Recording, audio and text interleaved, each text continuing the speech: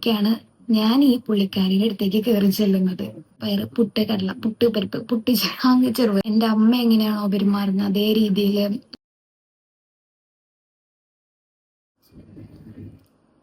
Hi everyone, welcome back to my channel. It's me Mariam. അപ്പോൾ ഇന്ന് ഞാൻ കാണിക്കാൻ പോകുന്നത് എൻ്റെ ദുബായ് ഹോം ആണ്. ദുബായ് ഹോം എന്ന് പറയുമ്പോൾ എനിക്ക് ആദ്യമായിട്ട് ഞാൻ അവിടെ ദുബായിൽ എത്തിക്കഴിഞ്ഞ് കഴിഞ്ഞപ്പോൾ എൻ്റെ ഫ്രണ്ട്സൊക്കെ കൂടി കണ്ടുപിടിച്ച സ്ഥലം എനിക്ക് വേണ്ടിയിട്ട്. അപ്പോൾ അതെനിക്ക് വളരെ സ്പെഷ്യലാണ്. എൻ്റെ ലൈഫിലെ ഏറ്റവും വലിയ വലിയ ടേണിംഗ് പോയിന്റ് ഒക്കെ നടന്നേക്കുന്നത് അവിടെ വെച്ചാണ്. അവിടെ വെച്ചിട്ടാണ് ഞാൻ ദുബായിൽ ആദ്യമായിട്ട് പരിചയപ്പെട്ട ഒരാള്. അപ്പോൾ അത് എൻ്റെ ഹൗസ് ഓണർ. ഞാൻ ആക്ച്വലി പെയിൻ ഗസ്റ്റ് ആയിട്ടാണ് പോയത്. പക്ഷേ എനിക്ക് ഒരിക്കലും ഒരു ഹൗസ് ഓണർ എന്ന് തോന്നിയിട്ടില്ല. പുള്ളിക്കാരി അത്രയും അറ്റാച്ച്ഡ് ആയിരുന്നു ഞാനായിട്ട്. ഞാൻ തിരിച്ചങ്ങോട്ടും.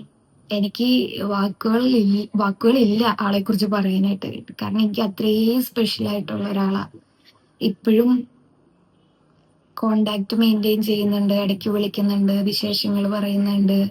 ഞങ്ങൾ തമ്മിൽ കൂട്ടുകൂടി നടക്കുമ്പോ ആൾക്കാര് ഇത്രയും പ്രായമുള്ളവരാവോ, ചിലവരൊക്കെ ചോദിച്ചിട്ടുണ്ട്, ഈ ചേച്ചിയുടെ അടുത്ത് ചോദിക്കും എവിടുന്ന് കിട്ടി മുതലേ എന്ന് ചോദിക്കൂ. കാരണം അത്രയും ഡിഫറൻസ് ഉണ്ട് ഞങ്ങൾ തമ്മിൽ. പക്ഷെ എനിക്കതൊരു സ്വന്തം ചേച്ചി എന്നുള്ളൊരു ഫീലായിരുന്നു. ഞാനൊരു എക്സ്പെക്ട് ചെയ്യില്ല ലൈഫിൽ നമുക്ക് ചേച്ചി ഉണ്ടായിരുന്നെങ്കിൽ എന്നുള്ള രീതിയിൽ. എനിക്കുണ്ട്, പക്ഷെ എനിക്കുണ്ട് മീൻസ് എൻ്റെ ഒരു കസിൻ സിസ്റ്റർ ഉണ്ട്. പക്ഷെ നമുക്ക് കിട്ടാത്ത ഒരു സ്നേഹം, നമുക്ക് ആ ഒരു കെയർ കാര്യങ്ങളൊക്കെ ആ ചേച്ചിയുടെ നിന്ന് എനിക്ക് കിട്ടിയിട്ടുണ്ട്. എന്നെ ഒരു ബന്ധവുമില്ല, നമ്മൾ ആദ്യമായിട്ടാണ് കാണുന്നത്. അപ്പൊ എൻ്റെ സ്റ്റോറി സ്റ്റാർട്ട് ചെയ്യുന്നത് എൻ്റെ ഈ ദുബായ് വീട്ടിൽ നിന്നാണ്. അപ്പൊ ഞാൻ അബുദാബി എയർപോർട്ടിൽ ഇറങ്ങി അവിടെ എത്തി. വെളുപ്പിനൊരു 3:30ക്കാണ് ഞാൻ ഈ പുള്ളിക്കാരിയുടെ അടുത്തേക്ക് കയറി ചെല്ലുന്നത്. പക്ഷെ പുള്ളിക്കാരി അറിയുന്നില്ല, ദൈവമേ ഈ ഒരു മുതലിനെയാണോ ഞാൻ എടുക്കാൻ പോണേ എന്ന്. പക്ഷെ അവിടെ ചെന്ന് കഴിഞ്ഞ് ആദ്യത്തെ ദിവസമൊക്കെ നല്ല അടിപൊളിയായിരുന്നു. ഞാൻ നല്ല ഉറക്കമായിരുന്നു. പിന്നെ രണ്ടാമത്തെ ദിവസമായി കഴിഞ്ഞ് കഴിഞ്ഞപ്പോ ഒരു എക്സാമ്പിൾ പറയുകയാണെങ്കിൽ എൻ്റെ വീട്ടിൽ എന്നും പുട്ടാ. അപ്പൊ പുട്ട്, പയറ്, പുട്ട്, കടല, പുട്ട്, പരിപ്പ്, പുട്ട്, അങ്ങ് ചെറുപയർ. അങ്ങനെ അങ്ങോട്ട് ഒരു പുട്ടിന്റെ കൂടെ എന്തൊക്കെ ചേർക്കാൻ പറ്റും അതെല്ലാം എൻ്റെ അമ്മ ചേർക്കും. അപ്പോ ഈ രണ്ടാമത്തെ ദിവസം വന്നു കഴിഞ്ഞപ്പോ ഡോറിലോ തട്ടിയിട്ട് മോളെ പുട്ട് കഴിച്ചോ എന്നൊരു ചോദ്യം. ഞാനപ്പൊ സത്യം ഉറക്കത്തിൽ നിന്ന് എന്നിട്ടിട്ട് ഞാൻ വീട്ടിൽ നിന്ന് വന്നില്ലേ, ഈ ഒരു സ്വപ്നമായിരുന്നു. അങ്ങനെ ചിന്തിച്ചു പോയൊരു നിമിഷമുണ്ട്. കാരണം അത്രയും എനിക്ക് ഒരു വേറൊരു സ്ഥലത്ത് പോയി നിൽക്കുകയാണ്, വേറൊരു സ്ഥലത്താണ് എന്നൊരു തോന്നലേ ഇല്ല. എൻ്റെ വീട്ടിൽ തന്നെ എൻ്റെ ഒരു വേറൊരു വീട്ടിലേക്ക് വന്ന ഒരു ഫീല്. എൻ്റെ അമ്മ എങ്ങനെയാണോ പെരുമാറുന്നത് അതേ രീതിയിൽ. അവിടെ എൻ്റെ ഒരു അനിയനുണ്ട്. എൻ്റെ അനിയന്മാരെ പോലെ തന്നെ എന്നെ സ്നേഹിക്കുന്ന ഒരു അനിയൻ സല്ലു. അപ്പൊ സല്ലും അതേപോലെ തന്നെ. പിന്നെ വേറെയും ചേച്ചിയുടെ മക്കളുണ്ട്. അവർ രണ്ടുപേരും വരുമ്പോഴൊക്കെ നന്നായി വർത്താനം പറയും. ഇപ്പൊ എനിക്ക് സല്ലുവായിട്ടാണെങ്കിൽ സല്ലു ഞാൻ വിഷമിച്ചിരിക്കുമ്പോ സല്ലു എന്നെ ആശ്വസിപ്പിക്കും. സല്ലു വിഷമിച്ചിരിക്കുമ്പോ സല്ലുവിനെ ഞാൻ പോയി ആശ്വസിപ്പിക്കും. ഞങ്ങൾ അങ്ങനെയായിരുന്നു. അപ്പം ഞാനിവിടെ കയറി ചെല്ലുന്നത് 2023 മെയ് 9 പുലർച്ചയ്ക്ക്. പക്ഷെ ഞാൻ ഇത്രയും ഒരു അറ്റാച്ച്ഡ് ആവുന്ന ഒരിക്കലും പ്രതീക്ഷയില്ല. അങ്ങനെയാണ് ഈ സ്റ്റോറി ഇവിടെ നിന്ന് സ്റ്റാർട്ട് ചെയ്യുന്നത്. അപ്പോൾ എൻ്റെ ഈ ഒരു ഹോം ചെറിയ ഭാഗങ്ങളൊക്കെ കാണിച്ചു തരാം.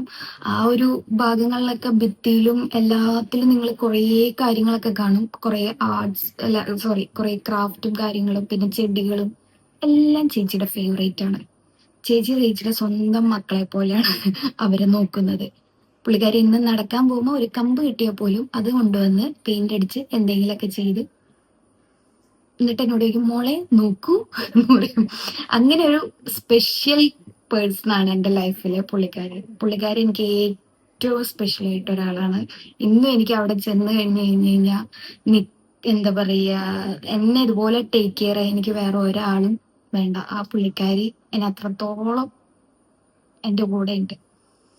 ഓക്കെ, അപ്പൊ ഞാൻ വീഡിയോ കാണിച്ചു തരാം.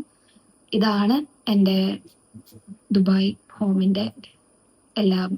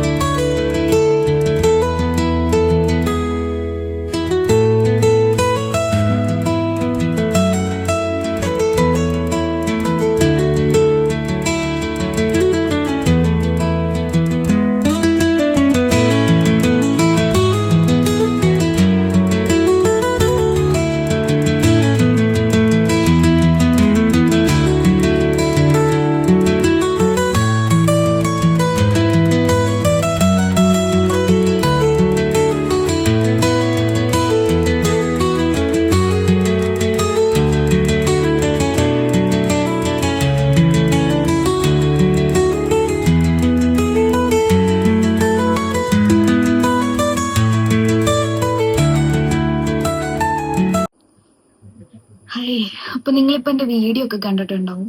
അപ്പൊ എന്റെ ലൈഫിന്റെ ഒരു ജേർണി സ്റ്റാർട്ട് ചെയ്യുന്നത് ഇവിടെ നിന്നാണ്. അതായത് ഞാൻ ഫിസിയോതെറാപ്പിസ്റ്റ് ആണ്.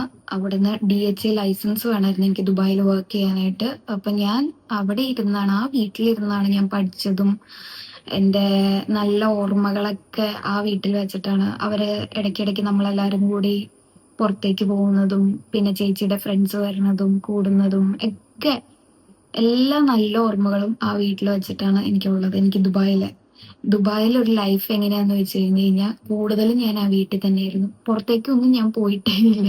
ഞാൻ ആക്ച്വലി ഒരു കുറച്ച് ഭാഗമൊക്കെ ദുബായിയുടെ കണ്ടിട്ടുള്ളൂ. വലിയ കാര്യമായിട്ടൊന്നും കണ്ടിട്ടൊന്നുമില്ല.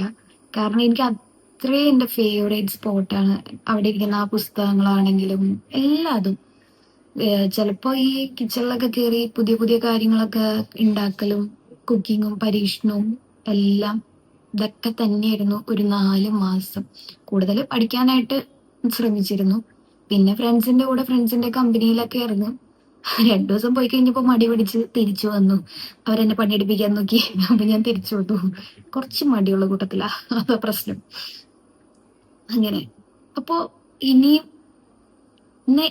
ഈ റെന്റ് എനിക്ക് കുഴപ്പമില്ലാത്തൊരു റെന്റായിരുന്നു. എനിക്ക് വീട്ടില് അഫോർഡബിൾ ആയിരുന്നു, എന്നെ കൊണ്ട് പറ്റുന്നതായിരുന്നു.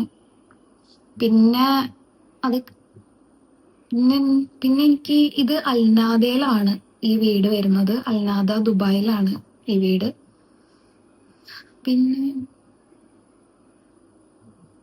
ഇത്രയൊക്കെ ഉള്ളൂ ഈ വീടിനെ കുറിച്ചും ഈ വീടിന്റെ ഓർമ്മകളും. ഇപ്പൊ നിങ്ങളെല്ലാം കണ്ടിട്ടുണ്ടാവും. ഞാൻ ആ വീഡിയോ ഷെയർ ചെയ്യുമ്പോഴും ഫോട്ടോസും ഒക്കെ നിങ്ങൾ കണ്ടിട്ടുണ്ടാവും. അപ്പൊ ഇനി വേറൊരു ദിവസം എന്റെ ബാക്കി വിശേഷങ്ങളും ഒക്കെ ആയിട്ട് കാണാം. ശരി, ബൈ. പിന്നെ നിങ്ങൾക്ക് എന്റെ വീഡിയോ ഒക്കെ ഇഷ്ടപ്പെടുകയാണെങ്കിൽ സബ്സ്ക്രൈബ് ചെയ്തോളൂ, ലൈക്ക് ചെയ്തോളൂ. അപ്പൊ ശരി, ബൈ.